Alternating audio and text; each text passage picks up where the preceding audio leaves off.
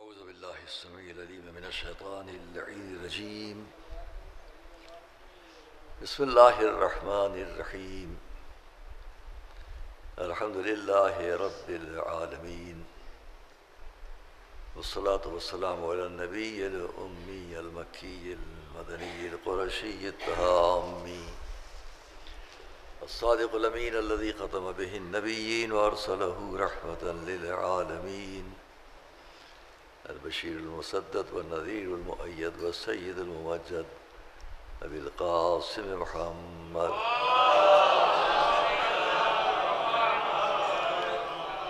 وآل بيته الطيبين الطاهرين المعصومين المظلومين، ولعنة الله على أعدائهم أجمعين من الأولين والآخرين. أما بعد، فقد قال الله سبحانه في كتابه المبين وقوله الحق. بسم الله الرحمن الرحيم. كما أرسلنا فيكم رسولا منكم يتلو عليكم آياتنا ويزكيكم ويعلمكم الكتاب والحكمة ويعلمكم ما لم تكونوا تعلمون.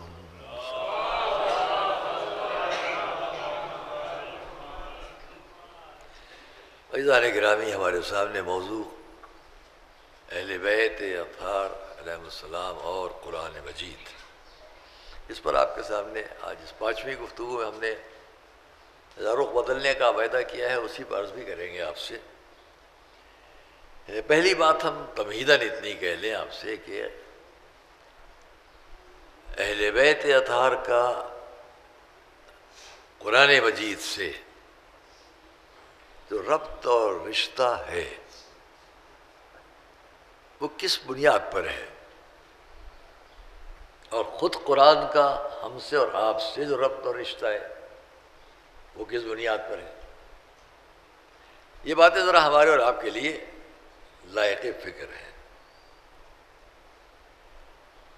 ہم اپنی جگہ یہ سب تو کہہ لیتے ہیں کہ لا رطب ولا یابس الا فی کتاب مبین. قرآن کی اس آیت پر ہمیں پورا یقین، ایمان، بھروسہ کہ سارے امور، سارے علوم اس قرآن میں ہیں. لیکن ہم اور آپ بھی سمجھ سکتے ہیں کہ نہ تو قرآن ہم سب کو سارے علوم میں ماہر بنانا اور عالم بنانا چاہتا ہے. یہ ایک انسان جو اس فرش پر بیٹھا ہے یا جہاں جائے وہ سارے علوم کا ماہر ہو جائے، یہ تو نہیں ہے. پھر کیا ہے؟ ایک ایسی مکمل بات سامنے رکھیں جس کو ہم سمجھیں کہ یہ ہم سب کے لیے ہے.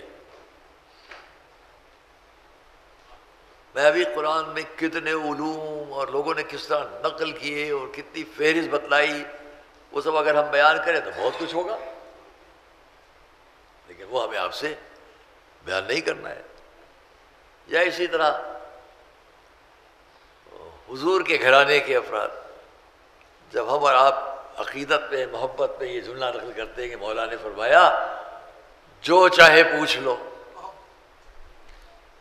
تو سامنے مجمع میں جس معیار کا بھی جو ہو وہ پوچھ سکتا ہے. جس علم، جس مذہب، جس دین، جس پیرائے، جس معیار کا بھی جو شخص ہو وہ پوچھ سکتا ہے. ہم کو اور آپ کو یہ بتانا نہیں مقصود ہے کہ تم بھی ایسے ہو جاؤ. غور کر رہے ہیں آپ؟ نہ، ہمیں قرآن یہ کہہ رہا ہے کہ جو کچھ ہمارے پاس ہے سب سیکھ لو. نہ مولا علی یہ فرما رہے ہم سے اور آپ سے جیسا میں ہوں بالکل ویسے ہو جاؤ. صلوات پڑھیں.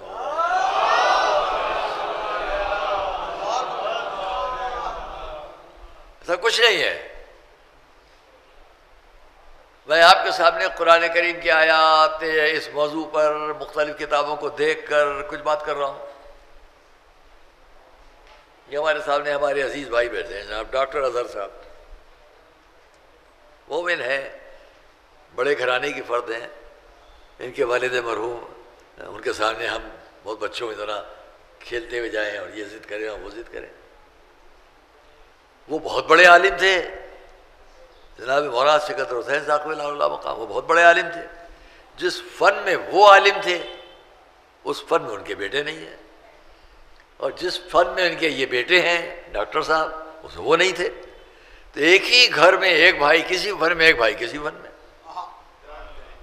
ایک ہی گھر میں باپ کسی فن میں، بیٹا کسی فن میں، اسی درسگاہ میں کتنے پڑھ کر نکل گئے، لیکن کوئی کسی فن میں ماہر تھا، کوئی کسی فن میں ماہر تھا۔ مولانا فرمان علی صاحب تفسیر قرآن لکھ رہے تھے، ترجمہ قرآن کر رہے تھے، مولانا صفت حسن صاحب کی گفتگو ساری دنیا میں نشر ہو رہی تھی۔ جو وہ تھے وہ نہیں تھے، جو وہ تھے وہ نہیں تھے۔ تو یہ مقصد نہیں ہے کہ قرآن سب کو ایک جیسا بنانا چاہتا ہے اور اہل بیت اطہار سب کو ایک جیسا بنانا چاہتے ہیں، مگر پھر بھی سب کو ایک جیسا بنانا چاہتے ہیں۔ وہ کیا ہے؟ وہ میں ابھی عرض کرتا ہوں۔ صلوات محمد علیہ وسلم۔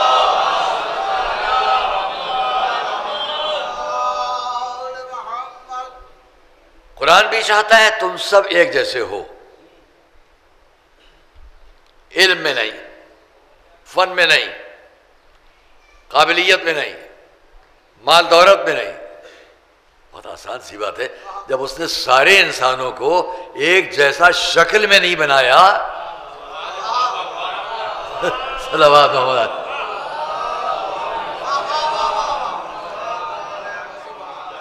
تو فنون میں کیسے بنا دے گا؟ سب کی ایک جیسی شکلیں تو چھوڑ دو، ایک جیسی شکل تو چھوڑ دیجئے، ایک جیسے کی ایک پورے ہاتھ کے ایک انگوٹھے کو نہیں بنایا۔ جو آپ کے انگوٹھے کا نقش ہوگا وہ دنیا میں کسی کا نہیں ہوگا۔ جو اتنے سے انگوٹھے میں اتنا بڑا کمال سمیٹ دے، صلوات محمد علیہ محمد علیہ،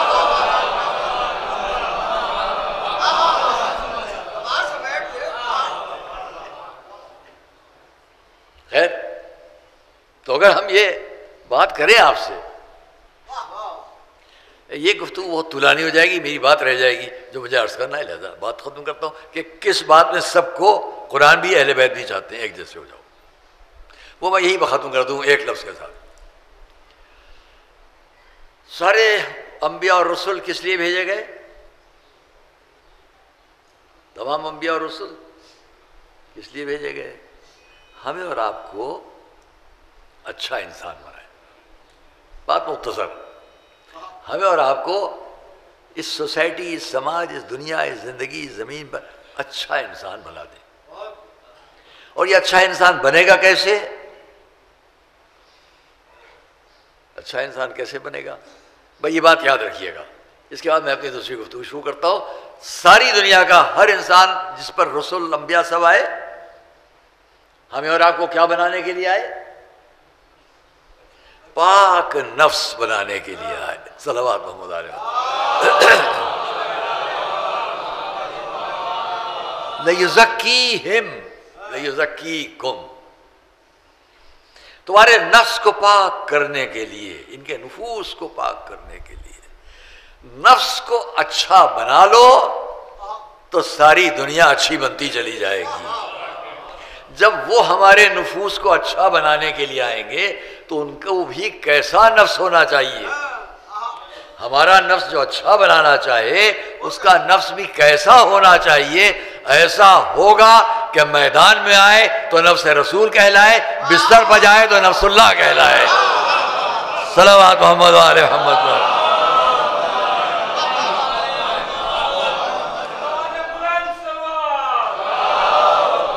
ذرا بیٹے،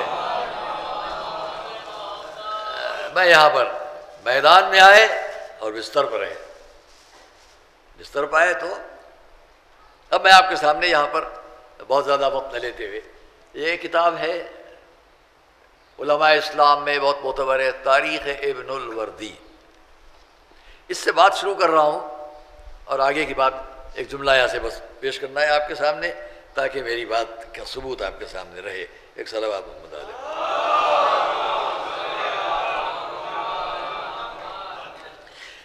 خالی اتنی سی بات ہے کہ ہمارے حضور نے 13 سال تک مکے کی تبلیغ کو پیش کرنے کے بعد مکے کو چھوڑا۔ جب 13 سال، ایک جملے کے لیے ضمانت دے رہا ہوں جس کو سارے عالم اسلام مانتے ہیں، بہت سے لوگ جلدی سے کنائی کاٹ کے نکل جاتے ہیں جب شب ہجرت کی بات آتی ہے۔ جب میں یوں ہی نہیں کہہ رہا ہوں، لکھنؤ کی زبان میں کنائی کاٹ کے نکل جانا، بہت سے مورخین کو دیکھا، بہت سے لوگوں کو دیکھا، بہت سے محدثین اور روات کو دیکھا میں نے، کیا کر رہے ہیں آپ؟ شب ہجرت حضور نے مکے کو چھوڑا 13 سال، 40 اور 13 43 سال، 43 سال میں سے بھی 3 سال مائنس کر دیجئے جناب ابو طالب کی وفات کو، حضرت خدیجہ کی وفات کو۔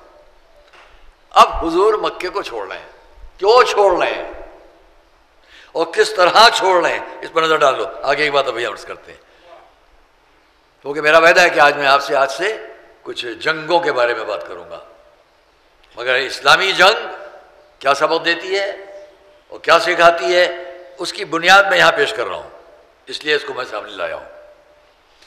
یہ تاریخ ابن الوردی بہت بڑے مورخ گزرے اور انہوں نے، یہ لبنان کی چھپی ہوئی کتاب ہے اور اس کے میں عین جو الفاظ ہیں وہ نقل کر دوں۔ وَلَمَّا عَلِمَتْ قُرَيْشٌ أَنَّهُ قَدْ صَارَ لَهُ صلی اللہ علیہ وآلہ وسلم انصار وَأَنَّ أَصْحَابَهُ بِمَكَّةَ قَدْ لَحِقُوا بِهِمْ، جب مکے کے لوگوں نے سن لیا کہ اصحاب بہت سے ہو گئے، مدد کرنے والے بہت سے ہو گئے رسول کے لیے، اور ان کے اصحاب جو ہیں وہ ابھی مکے میں اور ان سے ملنے والے ہیں، خافوا من خروجہ الی المدینہ، تو ڈرے کہ یہ مدینہ کی طرف چلے جائیں گے، یہ اب مکہ چھوڑ مدینہ چلے جائیں گے، ڈرے مکے کے لوگ جو دشمن ہیں، جو مخالف ہیں۔ فاتفقوا ان یاخذوا من كل قبیلۃ رجلا لیضربوه بسیوفہم ضربۃ واحدہ، اور ان میں سے ہر ایک نے، سب نے مل کر اس بات پر اتفاق کر لیا۔ میں اس کو مختلف طریقوں پڑھا کرتا ہوں، آپ بھی سنا کرتے ہیں، لیکن اس کو اس انداز میں سن لیجیے جس طرح یہ لکھ رہے ہیں۔ سب نے اس بات پر اتفاق کر لیا کہ یاخذوا من كل قبیلۃ رجلا، اپنے ہر قبیلے سے ایک آدمی کو لیں، ہر قبیلے سے مکے کے لوگ اتفاق کیا، انہوں نے مجمع جمع کیا، ہر قبیلے سے ایک آدمی کو لیں، لیضربوہ بسیوفہم ضربۃ واحدہ، تاکہ ان میں سے ہر ایک ضرب رسول پر لگائے، وَيَضِيَ دَمُهُ بَيْنَ الْقَبَائِلِ، تو ان کا جو خون ہے وہ سب کے درمیان چلا جائے۔ وَبَلَغَهُ صلی اللہ علیہ وسلم ذَلِكَ فَأَمَرَ عَلِيًّا، حضور کو یہ خبر مل گئی، آئیے حضور کو یہ خبر مل گئی کہ ان لوگوں نے یہ سازش کر لی ہے۔ بہت توجہ کرنا، یہ ہم نے علماء اسلام میں بہت بڑا مورخ اب کیا لکھ رہا ہے یہاں پر، وَبَلَغَهُ صلی اللہ علیہ وسلم، جو وہ لکھتے ہیں ہمیشہ یہ لوگ، ذالک، رسول تک یہ خبر پہنچ گئی، فَأَمَرَ عَلِيًّا، یہاں سے کلائی کاٹ کے نکلتے ہیں جو یہاں یہ لکھ رہے ہیں، تاریخ ابن الوردی، یہ اس کا لکھا ہے سامنے، بقیت و خبر الہجرہ۔ یہاں پر کیا ہے، جب رسول کو خبر ہو گئی تو آپ نے کیا فرمایا آپ نے، فَأَمَرَ عَلِيًّا أَنْ يَنَامَ عَلَى فِرَاشِهِ، علی کو حکم دیا میرے بستر پر سو جاؤ، صلوات پڑھیں محمد علیہ وسلم۔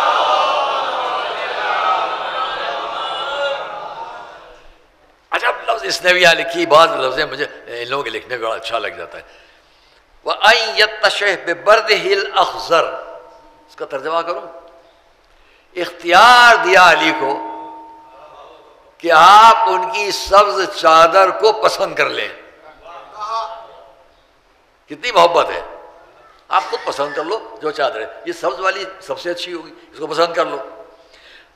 اب یہ لفظ بڑی خاص ہے جس کو میں آپ سے عرض کر رہا ہوں، وَأَنْ يَتَخَلَّفْ عَنْهُ، عربی کی بات ہے، وَأَنْ يَتَخَلَّفْ عَنْهُ، اور جب وہ چلے جائیں، اب میں اردو میں کہوں گا، عربی میں نہیں ہے، ان یتخلف کا ترجمہ جتنے ماہرین عربی جہاں جہاں بیٹھے ہوں، وَأَن یتخلف عنہ، بستر پر سو جائیں اور جب وہ چلے جائیں گے تو ان کی جگہ خلیفہ بنے، صلوات محمد علیہ وسلم۔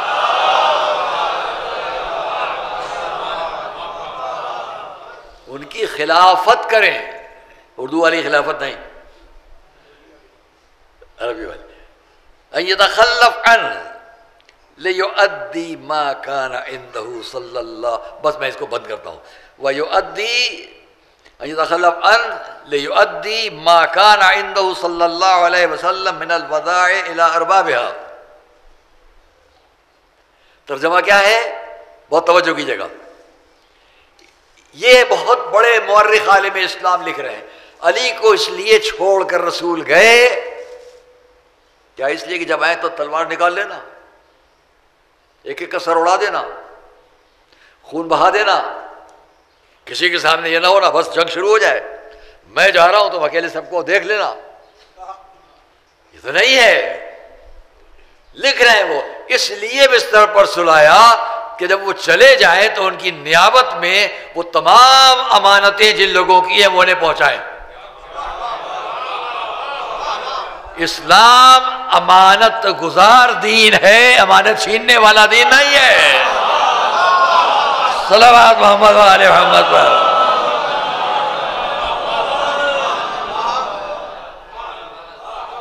شب ہجرت علی کو بستر پر سلانا صرف اس لیے ہے، خون بہانے میں ہم یقین نہیں رکھتے. جو انسان کی امانت ہو وہ پہنچانا ہی عین اسلام ہے، شرف ہے. لیؤدی امانہ، امانات جو لوگوں کی ہیں ان تک پہنچا دیں. اب یہاں سے ہم شب ہجرت بہت کچھ پڑھا کرتے ہیں اور پڑھتے ہیں، وہ سب چھوڑتے ہیں. وہ مختصر آپ سے اتنا بیان کر دیں کہ بنیاد کیا ہے مکہ کی چھوڑنے کی؟ خوریزی سے نہ ہو، خوریزی سے بچ جائے، خوریزی نہ ہو. اور دوسری بنیاد کیا ہے؟ لوگوں کی امانتیں پہنچ جائیں. تیسری بنیاد کیا ہے؟ دونوں باتوں کے لیے کس کو چھوڑا جا رہا ہے؟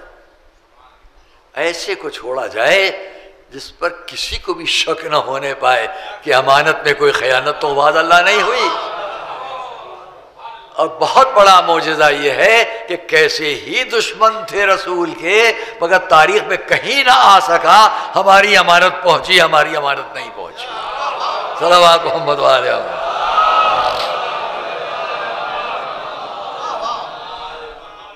یہاں بہت سے واقعات بھی تھے جو میں کبھی شاید کہہ چکا ہوں، عرض کر چکا ہوں، اسے چھوڑتے. اب آ گئے رسول مدینے میں، میرے رب کے مولا بھی مدینے میں. ہجرت ختم ہوئی، سب آ گئے مدینے میں.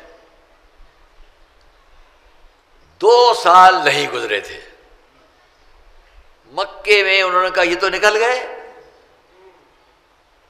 جو لوگ یہ سمجھیں کہ اسلام قتل و خوریزی کے لیے ہے، ایسا نہیں ہے. حضور نے مکے کو کیوں چھوڑا کہ قتل و خوریزی کا الزام نہ آنے پائے. اب اگر مکے سے مدینے چل کر کوئی آئے تو وہ حملہ آور ہے، اور مدینے سے چل کر رسول جائیں تو اسلام حملہ آور ہے. یہ فیصلہ آپ خود کر لو. جو جہاں پہنچے گا لڑنے وہ حملہ کرنے والا ہے، جو جہاں رہ کر مقابلہ کرے گا وہ دفاع کرنے والا ہے. سامنے کی بات ہے. مکے اور مدینے کا فاصلہ کتنا ہے؟ 440 کلومیٹر. 440 کلومیٹر. یہ بتلاؤ پہلی جنگ جو مسلمانوں سے مکے والوں کی ہوئی وہ کہاں پر ہوئی؟ بدر. جب بدر میں پہلی جنگ ہو رہی ہے تو بدر مدینے میں ہے. حضور تو نہیں گئے مکے تک، مکے والے لڑنے آئے، اور کمزوری کے انداز میں نہیں آئے، بڑے طاقتور بن کر آئے. 900 سے اوپر 950 کے قریب فوجی، سب چنے ہوئے لڑنے والے، محض تماشا دیکھنے والے نہیں. اس لیے کہ مشہور ہے کہ ابو سفیان نے کوشش کی چاروں طرف کے بڑے بڑے قبیلوں میں جا کے محنت کی کہ چلو چلو چلو مقابلہ کرنا ہے. اس پر لوگوں نے لکھا کہ ابو سفیان نے چندے کا لشکر جمع کیا. صلوات محمد علیہ وسلم.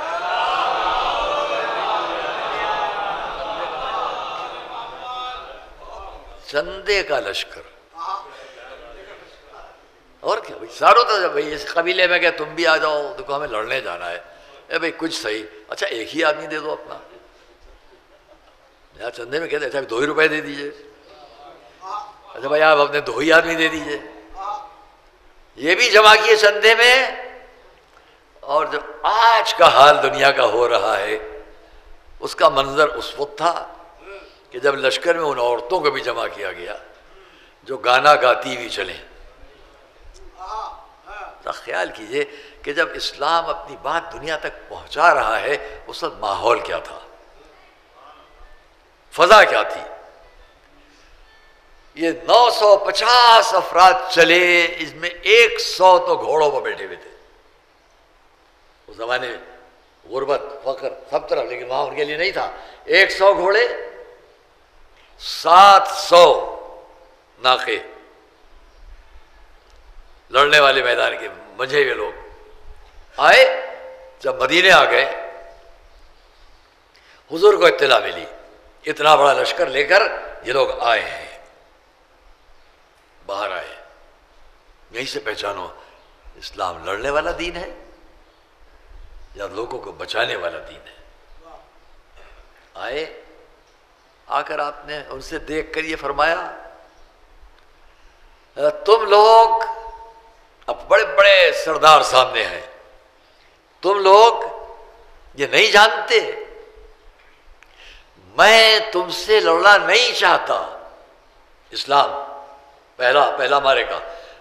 ہم تم سے لڑنے یہاں پر نہیں آئے ہیں، مدینے سے ذرا باہر اس میدان میں ہم تم سے لڑنے نہیں آئے ہیں. ہم تمہارے سامنے کچھ وعظ، کچھ نصیحتیں کرنے والے ہیں.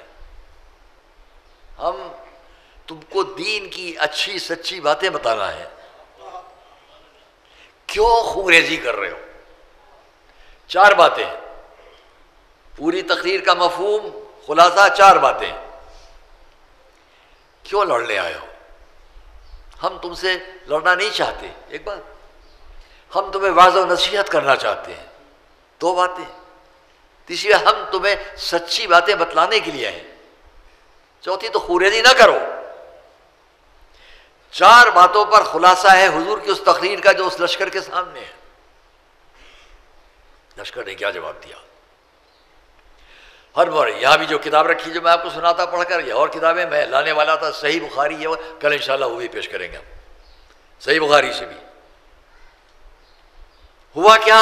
ادھر رسول نے یہ فرمایا، ابو سفیان اپنے پورے لشکر کو حکم دیا بہت تیز باجوں پر آوازیں بڑھاؤ.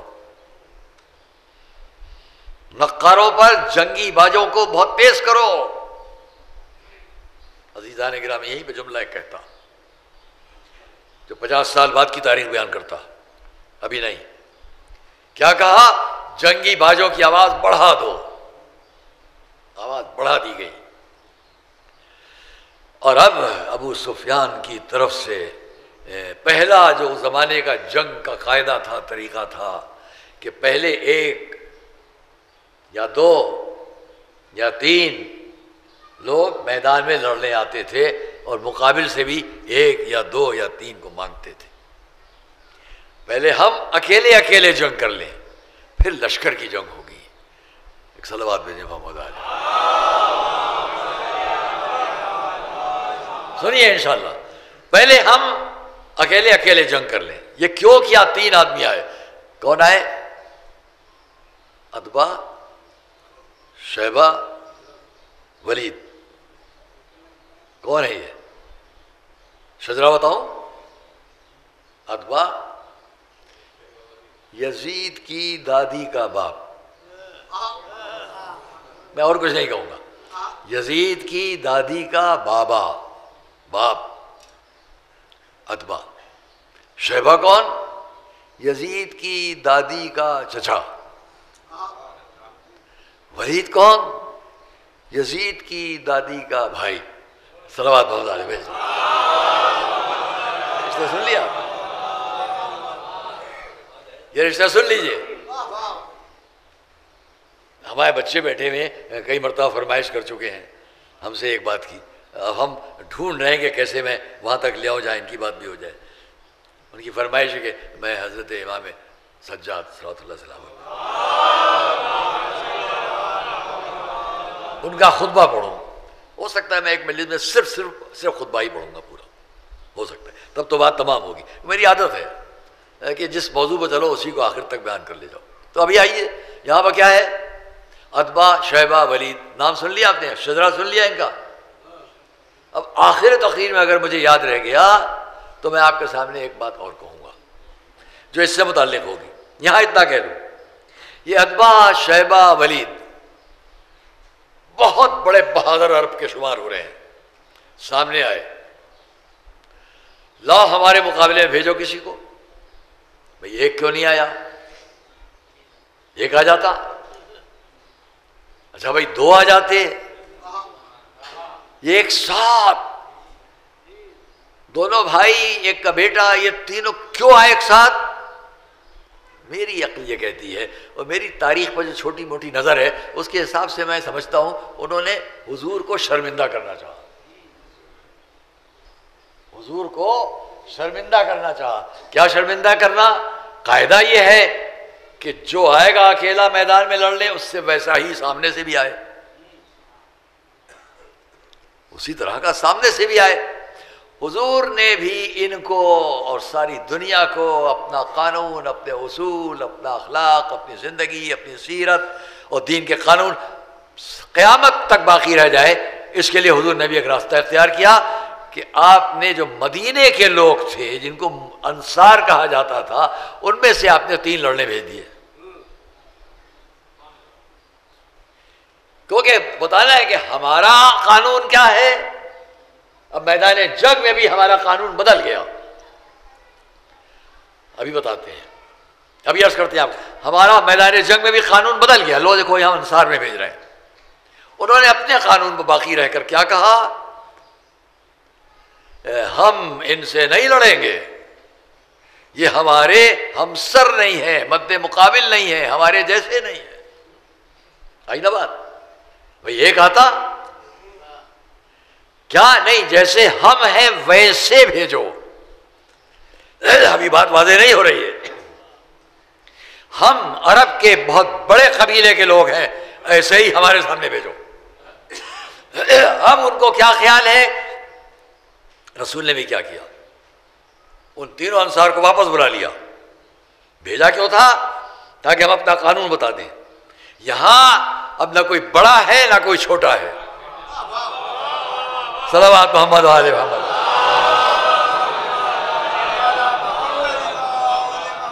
اس بات کو یاد رکھنا، اس لیے کہ بعد میں حضور کی پوری تبلیغی زندگی کے بعد جب فتح مکہ ہوئی ہے تب حضور نے ان سب کے درمیان خانہ کعبہ کے دروازے پر علی کے شانے پر ہاتھ رکھے اتنا فرمایا، میرے مولا اور جناب رسول خدا دونوں کھڑے ہوئے خانہ کعبہ کے دروازے پر. اور آپ نے لوگوں سے جو کچھ سوالات کیے ان سب کو چھوڑتے ہوئے اتنا کہتا ہوں، یاد رکھو آج سے تمہارے خاندانی غرور میرے پیروں کے نیچے ہیں. صلوات محمد و آل محمد. کوئی خاندانی غرور نہیں. حضور نے فرمایا کب؟ اس جنگ کے 21 22 سال 23 سال، اس جنگ کے تقریباً 10 سال کے بعد، 9 سال کے بعد حضور نے فرمایا تمہارے سارے خاندانی غرور میرے پیروں کے نیچے. سب آدم کی اولاد، سب حوا کی اولاد.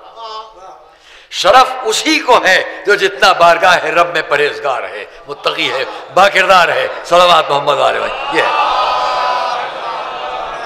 یہ قانون الہی، قانون اسلام، قانون قرآن، قانون رسول.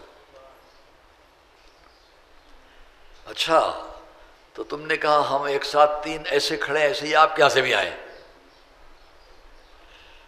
شاید رسول کو شرمندہ کرنے کے لیے کیا گیا، کیونکہ یہ جانتے ہیں کہ حضور کے لشکر میں ہمارے خاندانی غرور کے حساب سے ایک کے سوا لڑنے والا کوئی اور نہیں ہے. ایک کے سوا لڑنے والا اور کوئی ہے نہیں. حضور نے بھی، میرا دل کہتا ہے، اپنے 313 کے لشکر پر نظر پھرائی، چاروں طرف دیکھا. یہ انصار تو بلا لیے، اب کسے بھیجوں؟ اپنے بزرگ بوڑھے چچا ابو عبیدہ پر نظر ٹھہری. چچا آپ، میرا دل کہتا ہے، تاریخ میں نہیں ہے فکر، یہی ہوا ہے، یہی ہوا ہوگا. حضرت ابو عبیدہ آگے بڑھے، میرے بھتیجے آپ کا حکم، مجھے جانا ہے۔ سامنے کے لشکر نے کیا دیکھا؟ نہیں، جن کو انہوں نے خیال کیا تھا وہ نہیں آ رہے ہیں۔ جو میدان میں ایک بڈھے بزرگ ابو عبیدہ وہ آ رہے ہیں۔ اچھا یہ لڑیں گے۔ ادھر کے تینوں جو بڑے میدان کے ماہر لڑنے والے، انہوں نے کہا اچھا یہ ابو عبیدہ آ رہے ہیں، اب کون آئے گا؟ وہی ایک رہ گئے، وہی آئیں گے۔ حضور نے پھر نظر گھمائی، اب دیکھا تو ہمیں حضور کے چچا حضرت حمزہ۔ چچا آپ؟ ہاں جا رہا ہوں۔ بڑھے میدان کی طرف۔ مکے والوں نے دیکھا، جیسا خیال کیا تھا، جیسی توقع تھی وہی ہے، آ رہے ہیں سامنے سے، طویل القامت، بھرے ہوئے شانے، ایک جاہ و جلال رفتار میں، بے شک حمزہ ہیں۔ اب سب نے طے کیا ہوگا اب کون آئے گا؟ اب تو ان کے پاس کوئی لڑنے والا نہیں، میدان کا کوئی تجربہ کار نہیں، سب سے بڑے تجربے کار ہی حمزہ، سارے عرب میں جن کا شہرا، وہ ابو عبیدہ آ گئے، اب کون آئے گا؟ آج تک کبھی میدان میں جسے نہ دیکھا ہو تو ذہن میں بات کیسے آئے؟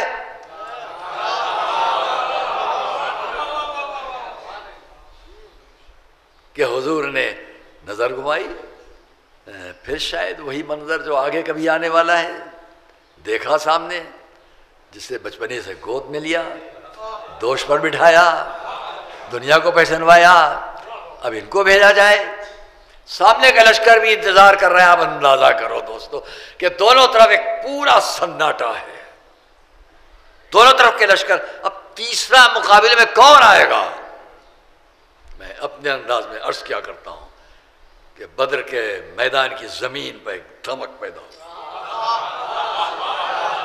فضا میں ایک سناٹے کی آواز آئی، اب کون آ رہا ہے؟ اب کون آ رہا ہے؟ سامنے دیکھا ایک ایسی شخصیت، پیشانی پر نور الہی کی بجلیاں کونتی ہیں، آنکھوں میں الہی قہر کی چمک، دونوں شانے جیسے پورے میدان کو سمیٹے ہوئے، ہاتھوں میں وہ تلوار جس کے دو منہ، وہ دونوں منہ یہ بتلا رہے ہیں جو آتے جاؤ ہم تم کو ہنسی طرح ہضم کرتے چلے جائیں۔ دو دھاری تلوار ایک ہاتھ میں، بند مٹھی دوسرے ہاتھ میں، بتا رہی ہے تم سب کی روحیں یہاں بند ہیں۔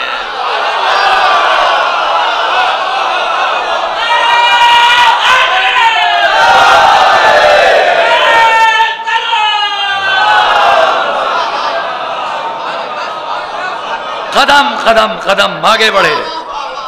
سامنے کے لشکر نے یہ منظر دیکھا تو میں یہاں عرض کیا کرتا ہوں، گھبرا کے ایک نے دوسرے سے پوچھنا شروع کیا، یہ کون آ رہے ہیں؟ یہ کون آ رہے ہیں؟ یہ کون آ رہے ہیں؟ ایک دوسرے سے پوچھ رہے ہوں گے، دہل رہے ہیں دل، قدموں کی رفتار سے ایک ایک کیفیت بدلی ہوئی ہے۔ جب ایک دوسرے سے پوچھ رہے ہیں یہ کون، یہ کون، یہ کون، پلٹ کے ایک مرتبہ ابو جہل نے پکار کر کہا، ارے کیا پوچھتے ہو یہ کون ہے؟ تم نہیں پہچانتے؟ یہی تو وہ ہے جس نے کم سنی میں تماچا مارا، آج تک چہرہ ٹیڑھا ہے۔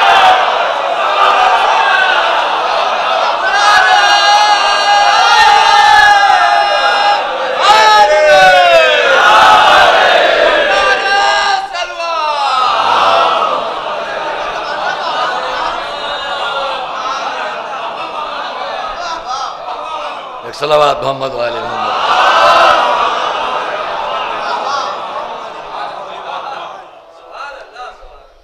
دوستو عزیزو آئے مقابلے پر، ہر ایک نے ایک کو چن لیا۔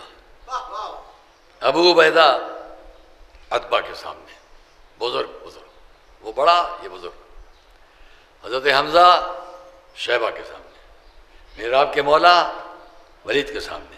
اسی کتاب سے پھر حوالہ پیش کرتا، اس نے ابو عبیدہ کو زخمی کیا، عتبہ نے۔ مولا نے دیری کتنی لگتی،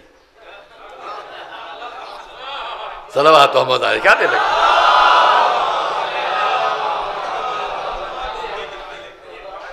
ولید کو اس کے انجام تک پہنچایا۔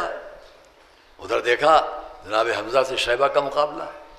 یہاں ہم نے بچپن میں کبھی اپنے کسی بزرگ استاد سے ایک جملہ سنا، تاریخ میں تو نہیں دیکھا ہم نے، لیکن وہ ہمارے ذہن میں حافظے میں اس وقت آ گیا ہے، وہ میں آپ سے بیان کر دوں کہ جب حمزہ کے قریب پہنچے مولا علی تو چونکہ جناب حمزہ کا قد طویل تھا تو انہوں نے اتنا کہا چچا ذرا سر جھکائیے.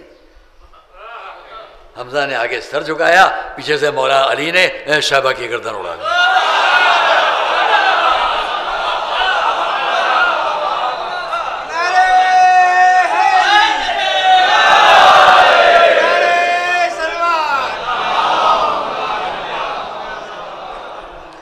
تو فقرہ ہمارے جو بزرگ کا ہے، مجھے بھی نام شاید یاد آ جائے تو عرض کر دوں گا کہ جس کی نام یاد آ جاتا ہے میں ضرور بیان کرتا ہوں.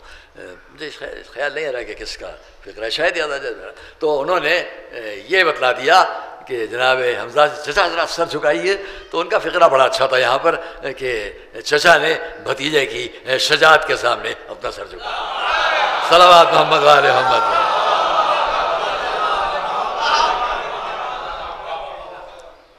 مولا بڑے ادھر جہاں حضرت ابو عبیدہ زخمی تھے، جا کر اتبا کو بھی قتل کیا، ایک تلوار.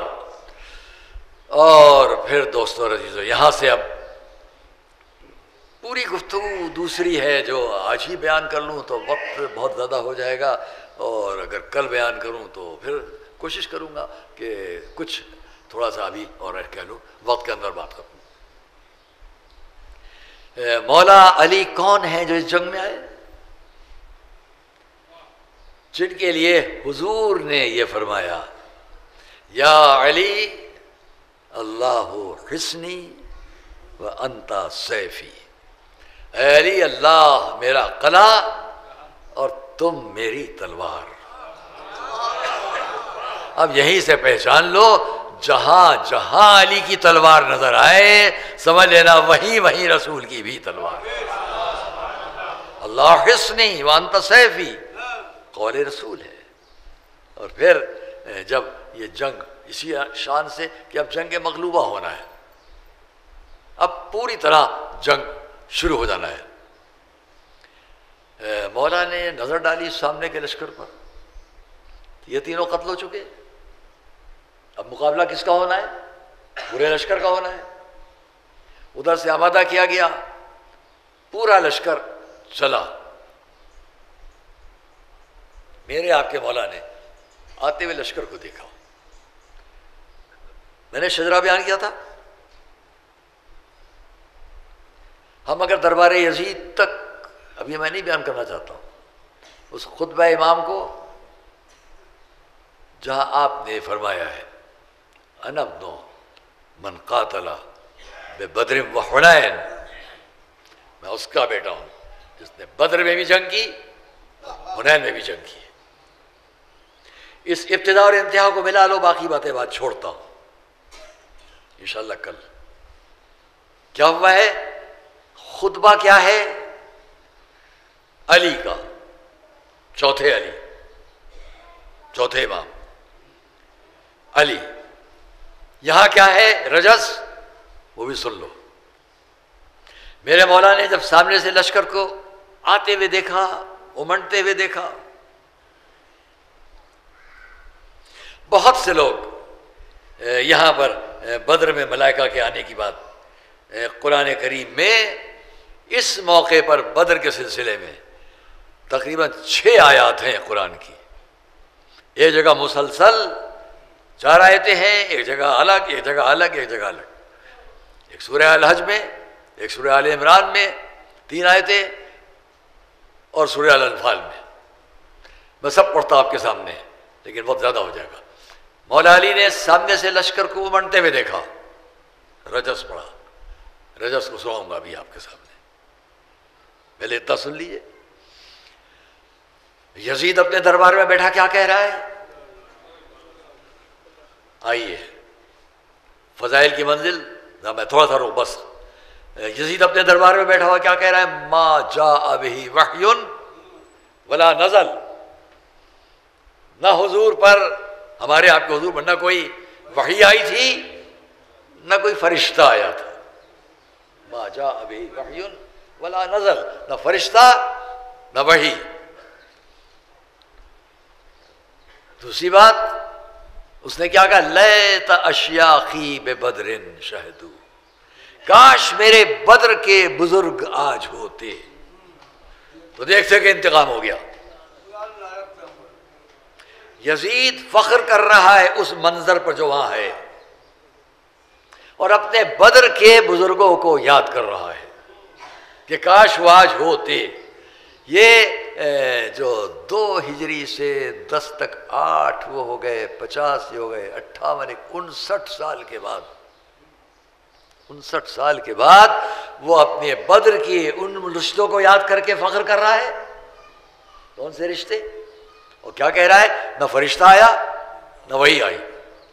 بہت توجہ کرنا، آپ کے مولا کے رجس کا ایک فقرہ کہنے جا رہا ہوں جو پوری تاریخ کو نمایاں کرے گا۔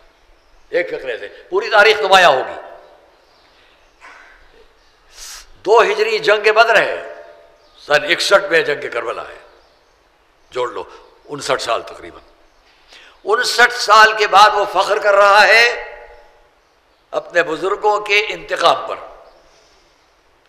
قرآن اور فرشتے یعنی جبرائیل اور وحی سے انکار کر رہا ہے۔ اب دونوں باتوں کو ملاؤ۔ جب بدر کے میدان میں سامنے کے لشکر نے ابو سفیان جو یزید کا دادا، اس کی دادی کی پوری خاندانی میں نے آپ سے کیفیت بیان کر دی۔ اب آپ خیال کرو کہ جن کو علی نے قتل کیا، یزید کی دادی کا باپ، یزید کی دادی کا بھائی، یزید کی دادی کے باپ کا بھائی، یہ رشتے وہاں علی کی تلوار سے قتل ہوئے۔ اب جنگ مغلوبہ ہوئی، دونوں طرف کے لشکر ایک دوسرے پر چلے۔ اس وقت تاریخ بیان کرتی ہے میرے آپ کے مولا نے اس کو نہ بھولنا، ایک مرتبہ تلوار جو ہاتھوں میں ہے بلند کی اور رجس پڑا۔ اس رجس کا فقرہ کیا ہے؟ پہلی جنگ فقرہ کیا ہے؟ وحی الہی اور رسول کی رسالت کو جھٹلانے والوں پر خدا کی لعنت۔ صلوات محمد علیہ وسلم۔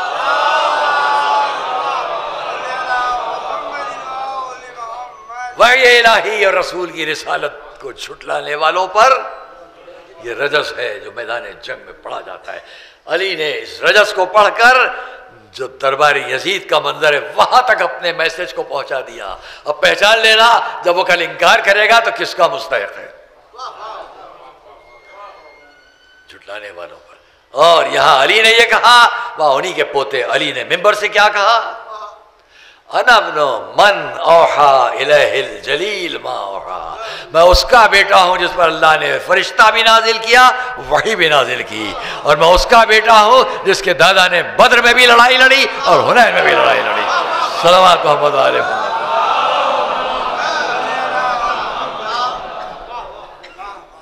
یزید ناکام ہے، تیری ساری کوششیں ناکام ہیں۔ آج میرے مولا کا پوتا ہے جو میدان کربلا سے سارے مصائب کو سہ کر آیا ہے، اور تیرے بھرے دربار میں جب ممبر پر جاتا ہے تو جا کر نہ تیری کھچی ہوئی تلواروں سے نہ تیرے مظالم سے ان کے اوپر کوئی اثر نہیں ہے۔ اگر اجازت مل گئی تو گئے ممبر پر جا کر، اور اجازت میں یہ نہیں کہوں گا کہ اس نے اجازت دی، مجمع نے اتنا اصرار کیا کہ مجبور ہو گیا، سمجھ گیا اب بھی اجازت نہ دوں گا ممبر پر جانے کی تو یہیں انقلاب آ جائے گا۔ جو سرونہ لوگ اصرار کر رہے ہیں اور وہ انکار کر رہا ہے۔ آخر کو اس نے کہا ہاں آپ ممبر پر جائیں۔ جب میرے اور آپ کے بیمار امام ممبر پر گئے تو سب کچھ فضائل رسول میں، اپنے بارے میں، اپنے مولا علی کے بارے میں سارے فضائل بیان کر، پھر مصائب کو بیان کیا، اور مصائب میں بھی جو کچھ ہے وہ انشاءاللہ اگر موقع ہوا تو پھر کسی وقت۔ وہی خاندان، وہی گھرانہ، کربلا میں 3 دن کا بھوکا اور پیاسا، اپنے نانا کے نواسوں کے ساتھ کیا ظلم ہوئے۔ ایک امام حسن، ایک امام حسین، عزیزان گرامی، چاروں طرف میدان کربلا میں یزیدی فوجیں۔ اس کو کسی نے لکھا، بڑے اچھے انداز میں لکھا کہ مولا ابو الفضل عباس ایک ایک کو میدان کی طرف بھیجتے تھے، اور جب اس کی آواز بلند ہوتی تھی کہ آقا مدد کو آئے، تو ہم نے یہ نہیں دیکھا کہ مولا ابو الفضل عباس گئے ہوں اور لاشے کو اٹھایا ہو، زخمی کو اٹھایا ہو۔ جب دیکھا تو میرا آپ کا مظلوم امام مقتل کی طرف خود گئے، جو بھی گیا مقتل میں۔ خیال کیجئے کہ صرف چند دن پہلے ایک ماں، اس کا ایک بیٹا، اس کی ایک بہو اسلام لائے ہیں، لیکن جب میدان میں پکارا اس نے کہ مولا یہ اس کو یہاں سے میدان سے بلا لیجئے، اس کی حمیت، اس کی غیرت کون؟ وہاب۔ میدان جنگ ہے، جنگ کرتے کرتے، آج کی تاریخ ہم تھوڑا سا اس کو بیان کر لیں، جنگ کرتے کرتے وہاب ایک ہاتھ کٹا، دوسرا ہاتھ کٹا۔ ہاں اتنا ضرور ہے کہ جب تک دونوں ہاتھ نہیں کٹے، جنگ کی، بے پناہ جنگ کی، اس کے بعد واپس آئے اپنی ماں کے پاس۔ تاریخ میں ہے کہ وہاب کے زرہ کی کڑیوں سے جو تیر لگے ہوں گے، اس سے زخم نکل رہا ہے، زخموں سے خون ابل رہا ہے، خون ابل رہا ہے، اور آئے وہاب اپنی ماں کے پاس۔ مادر گرامی، آپ ہم سے اب راضی ہیں؟ کربلا میں بیویوں کا کردار، عورتوں کی عظمت، جس کو دیکھنا ہو تاریخ عالم و آدم میں جاؤ، کسی بھی جگہ جا کر دیکھو، بیویوں کا یہ منظر نہیں ملے گا جو کربلا میں ملے گا۔ مادر گرامی، اب آپ ہم سے راضی؟ ماں نے سر سے پیر تک اپنے جوان کو دیکھا، اسے پالا پوسا بڑا کیا، چند دن پہلے اس کی شادی کی ہے، اس کی بیوی ساتھ میں ہے۔ ہاں جواب تو یہ ہونا چاہیے تھا، آگے بڑھتی اپنے روبٹے کے دامن سے یا اپنے لباس کے دامن سے اس کے خون کو صاف کرتی، بیٹا یہ تمہارے جسم سے خون بہ رہا ہے، خون صاف کرتی، گلے سے لگاتی، پیار کرتی۔ ماں دور کھڑی رہی، بیٹا پوچھ رہا ہے ماں اب آپ ہم سے راضی؟ ماں کا جواب سنو، جواب کیا ہے؟ بیٹا تیری ماں اس وقت تک تجھ سے راضی نہ ہوگی جب تک تیرا سر میرے آقا بہ نثار نہ ہو جائے۔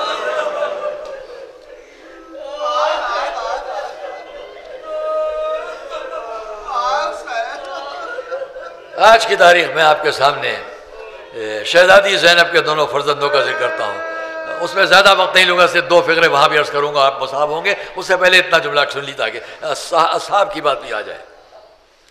گیا فرزند، پھر میدان میں گیا، اور اب ایک ہاتھ کٹا، دوسرا ہاتھ کٹا، زوجہ دوڑی جا کر اس نے کھینچنا چاہا اپنے شوہر کو، یا اس کی طرف سے مقابلہ کرنا چاہا، تعریف میں کہ اپنے دانتوں سے اس کی ردا کو پکڑ کے کھینچنا شروع کیا، ایسا نہ ہو کہ نامحرموں کے مجمع میں یہ میری بیوی آ گئی ہے۔ مولا کو آواز دی، مولا اسے بلوا لیجیے، لیکن اسی عالم میں تاریخ میں کہ اس کو بھی شہید کر دیا گیا۔ زمین کربلا پر پہلی بیوی ہے جو شہید ہوئی، حضرت وہاب بھی وہیں پر شہید ہوئے۔ دشمنوں نے کیا کیا؟ وہاب کا سر کاٹ لیا، اور صرف اتنا ہی نہیں کیا، جو ماں سامنے کھڑی دیکھ رہی تھی اس کی طرف پھینک دیا گیا۔ میں یہاں کہا کرتا ہوں، اس ماں نے سر کو اٹھا لیا، لوگ سمجھیں گے کہ اب سر پر اپنا منہ پر منہ رکھے گی، بوسے دیں گی، پیار کریں گی، چومیں گی، لیکن تاریخ نے جب منظر پیش کیا، سر کو ہاتھوں پر لیا، سامنے مخالفین کو دیکھا، تم کیا سمجھتے ہو میں نے جس سر کو اپنے آقا پر نثار کر دیا اب اسے میں لے لوں گی، سر کو واپس دشمنوں کی طرف۔ بھائی اس سے اندازہ کرو، جب اصحاب کی بیویوں کا یہ منظر ہو تو خود جو علی کی بیٹی ہو، جو فاطمہ کی بیٹی ہو، جو امام حسین کی بہن ہو، ان کا منظر کیا ہوگا؟ اور اس لیے جناب زینب ساری رات اپنے بچوں کو خیمے میں سامنے بٹھائے، بزرگوں کے تبرکات سامنے رکھے ہوئے، یہ علم ہے، یہ تلوار ہے، یہ زرہ ہے، دیکھو صبح کوئی کمی نہ ہونے پائے، نصرت میں کوئی کمی نہ ہونے پائے۔ امام حسین گزرے اس خیمے کی طرف سے جہاں ان کی بہن زینب بیٹھی تھی، خیمے کے باہر سے یہ منظر دیکھ لیا کہ ماں اپنے بچوں کو کیا سمجھا رہی ہے۔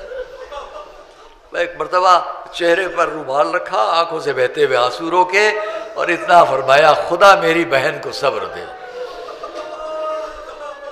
ہاں دوستو جی، صبح عاشور، عصر عاشور، وہ وقت بھی آیا کہ ایک ایک کا لاشا میدان سے لایا جاتا ہے۔ شہزادی زینب کبھی اس لاشے کے لیے، کبھی ایک لاشے کے لیے، کبھی علی اکبر کے لیے، اسی عالم میں تاریخ میں ہے۔ میں نے اپنے بزرگوں سے اس بات کو سنا کہ جس خیمے میں جناب مسلم کے دونوں یتیموں کی لاشیں لائی گئیں، 2 بچے اور شہید ہوئے، ان کو کربلا میں جب ان کا لاش لے، جناب قاسم کی لاش لائی گئی، ہر موقع پر جناب زینب آتی تھیں اور بیویوں کو تسلی دیتی تھیں۔ اسی عالم میں دونوں بچے آ کے خیمے کے کونے میں کھڑے ہو گئے، لیکن دیکھا کہ جناب زینب نظر نہیں ڈال رہی ہیں، مادر گرامی دیکھ نہیں رہی ہیں، سمجھ لیا کہ ہم سے خفا لگتی ہیں۔ قریب گئے، جا کے مادر گرامی ہم سے کیا خطا ہو گئی؟ جواب ملا ایک ایک کا لاشا میرے بھائی پہ نثار ہو کے آ رہا ہے، تم نے ابھی تک اپنی قربانی نہیں پیش کی۔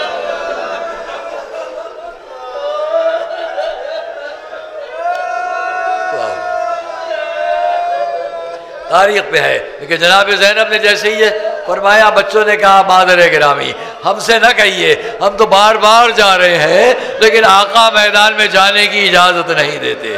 کیسے اجازت ملی؟ میں اسی پر بات ختم کروں گا۔ زینب تھی، خیمے میں آواز دی، ذرا میرے بھیا کو بلا لاؤ۔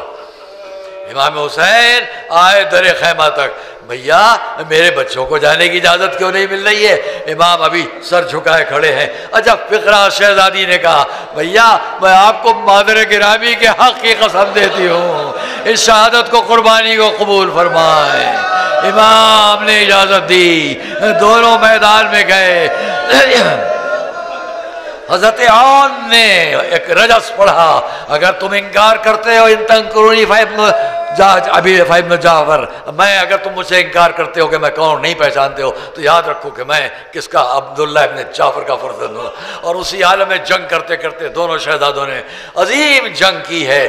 جب زخموں سے چور ہوئے تو آواز دی، آقا پر ہمارا آخری سلام یہاں مجھے ملتا ہے۔ پہلے باپ سے عرض کیا، ابھی تک حسین اللہ شے پر پہنچتے تھے، اب اس منزل پر میں نے دیکھا میرا آقا بھی جا رہا ہے، ساتھ ساتھ ابو الفضل عباس بھی جا رہے ہیں۔ ایک کا لاشا حسین اٹھائیں گے، ایک کا لاشا عباس اٹھائیں گے، دونوں عباس کے شاگرد بھی ہیں۔ لائے خیموں میں لا کر زینب کے سپرد کر دیا۔ شہزادی نے ایک کا سر ایک زانو پر رکھا، ایک کا سر دوسرے زانو پر رکھا، ہاتھ اٹھائے، پالنے والے تیرا شکر کہ تو نے اس قربانی کو زینب کی قبول کی۔